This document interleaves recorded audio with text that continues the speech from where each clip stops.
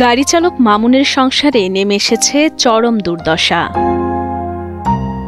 হার্টে 5টি ব্লক ধরা পড়ায় কাজ করার শক্তিটুকু নেই মামুনের।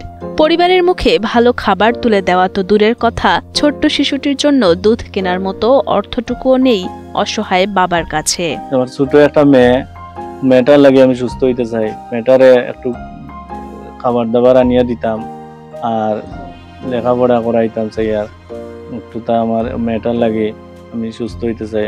আমরা এই সমর্থ নাই বাচ্চাটারে যেন একটা দুধ আনিয়া খাওয়াইতাম, এখন বাচ্চাটা শুধু কান্দাকাটি করে। দিনে শরীর কিছুটা ভালো থাকলে রোগ থেকে মুক্তি পাওয়ার আশায় কোরআন তেলাওয়াত করেন অসুস্থ মামুন। তবে রাতে বুকের অসহ্য যন্ত্রণায় কাতরান তিনি। এমনকি খাবার খেতে গেলেও বুকের যন্ত্রণা শুরু হয় তার। ভাত খাইতে বইলে 2-4 লঙ্কা ভাত লই, স্প্রে মারিয়া তারপরে ভাত খাওয়া লাগে। ওষুধ যতদিন খাওয়াইতাম একটু হালকা বালা আসতো, মনে করো কত বেদনা উঠছে না। এখন মনে করো ওষুধটা বন্ধ হওয়ার পর থেকে তার বেদনা প্রচুর উঠে, আর ভাত তো খাইতে পারেন না, মনে করো গাড়িও চালাইতে পারেন না, বাচ্চাটারও কুলে নিতে পারেন না। সিলেটের শাহপরান এলাকায় স্ত্রী ও 2 সন্তান নিয়ে বসবাস করেন মোহাম্মদ মামুন। গাড়ি চালিয়ে যা উপার্জন হতো তা দিয়ে পরিবার নিয়ে ভালোই কাটছিল মামুনের জীবন। তবে ভাগ্যের নির্মম পরিহাসে 6 মাস আগে তার জীবনে নেমে আসে ঘোর অন্ধকার। কাজের উদ্দেশ্যে বের হলে হঠাৎই বুকে ব্যথা ওঠে তার। সে সময় চিকিৎসকের শরণাপন্ন হলে তিনি জানতে পারেন 5টি ব্লক রয়েছে তার হার্টে।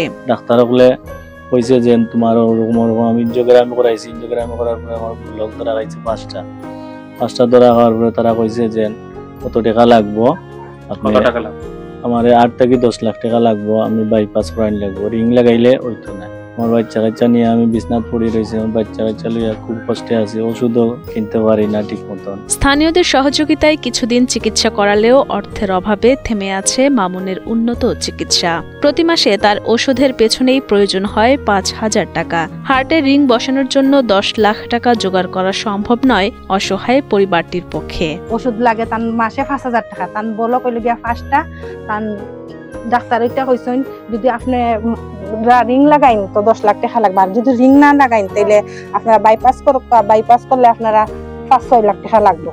কিন্তু আমরা কইছি আমরা গরিব মানুষ, এরকম সম্ভব আমরা নাই, আমরা দিন আনি দিন খাই, তাই তো গাড়ি চালাইতে আগে এখন তার চালাইতে পারবে না অসুস্থর কারণে। অসহায় পরিবারটির দুঃখ দুর্দশা দেখে ব্যথিত প্রতিবেশীরা। অনেক সময় খাবার বা অর্থ দিয়ে সাহায্য করলেও তা প্রয়োজনের তুলনায় খুবই অপ্রতুল।